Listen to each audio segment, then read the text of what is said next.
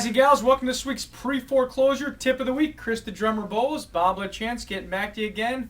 As you can see, Chris got his cast off, or his wrap off. It's a pretty bad looking scar there, Chris. Well, it's not a scar yet. I wish it was a scar. Or a scar, or stitches, or stamps, or whatever that thing is. It looks like an axe wound. But anyway, we'll pass from that. Anyway, good to have Chris back.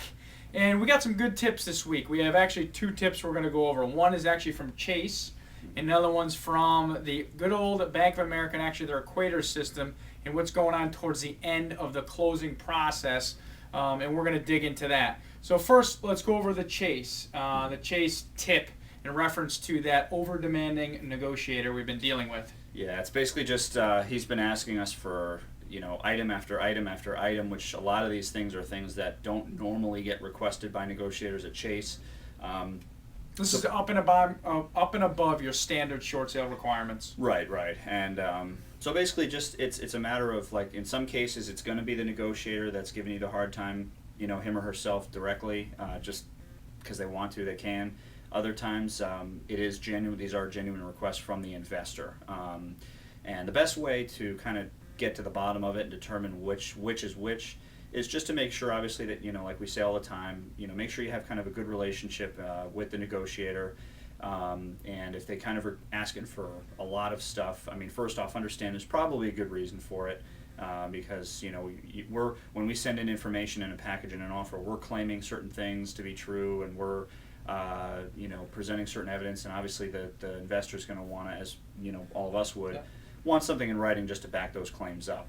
So in essence, if you're dealing with a negotiator that is just being unreasonable, Mm-hmm. The point is you got to figure out, like Chris said, how to decipher if it's him or if it's the investor behind the loan. Right. So. Right. And basically, if you have a good relationship with the negotiator, you want to ask this certain types of questions. If they're giving you a hard time, you want to ask questions like, I'm curious, where did this come from? I deal with you guys all the time, and I haven't had this asked of me before.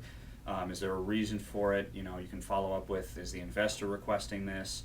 You can ask who the investor is, because any of us who've dealt with the same investor many times, we're probably pretty familiar with what type of information they request. Right, so that's good. You could ask if this is a requirement from their investor, or is this your manager's request, is this Chase's request? Right. Who's requesting this extra documentation, because this is not typically standard. Right. If you go through the kind of the sequence of people that are reviewing a given file, ultimately these requests are going to come from, somebody higher up at that investor, such as, like, if you take Freddie Mac, ultimately it's working its way all the way up to management at Freddie Mac, who's saying, okay, on this given file, we need to have this information.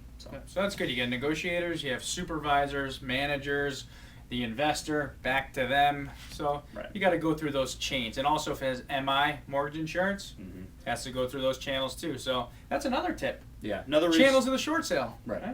another reason, another party that could also, if not the investor, a lot of times MI will ask for additional stuff too. So. Yeah. So the point is that's how you document. Like we always talk about, we have lender profiles in our office, which we profile every single lender, and that's one of the things. Chris sends them down a line of questioning, and then we document in our system. So the next time we're actually dealing with them, boom, we have it right there in writing, so we know. Mm-hmm. So there's another tip. Geez, we're full of tips right now.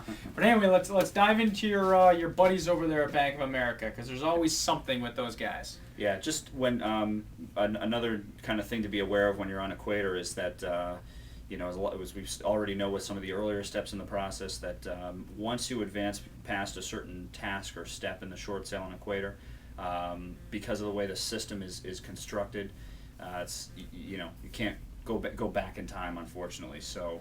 Obviously, we know that if an offer's already been submitted and we lose the buyer at that point, you got to start all over again. Another situation we're dealing with this week, we had the negotiator. We sent in our final HUD, hoping for a closing yesterday, and unfortunately, obviously, the buyer's lender came back with more contingency as they have to meet, and at the same time, the negotiator just on his own went ahead and already approved the HUD and advanced the file to the next stage in the process, which essentially was, okay, you're going to close on this day. We're already accounting for that, and so all you need to do now is just send in the signed HUD. Well, unfortunately, I contacted him yesterday and I said, well, here's the deal. We need some more time. And he said, well, I can't. I already approved the HUD. We can't go back to the previous step now. So, all I can do is issue you some more time manually without, not through Equator. And if it doesn't close at that point, we got to start all over again because we can't go back, and get an extension now. So now we're really dealing with a lot of monkeys. Okay, so if they can't think out of the box, you know what? It's our job to do the best we can to deal with them, unfortunately. Right. But it is what it is. Also, one last thing. We did a half a webinar last week with our buddies at shortsaleDailyNews.com. It was awesome. If you want to get a link to that actual webinar, go check it out. Go to shortsaleDailyNews.com. Pretty cool. Also, our online management tool, PropTracker.com. It's our online real estate management tool. Check it out. You can take it for a free test ride. Anyway, Chris, the drummer Bowles, and Bob Chance getting back to this week's pre-foreclosure tip of the week.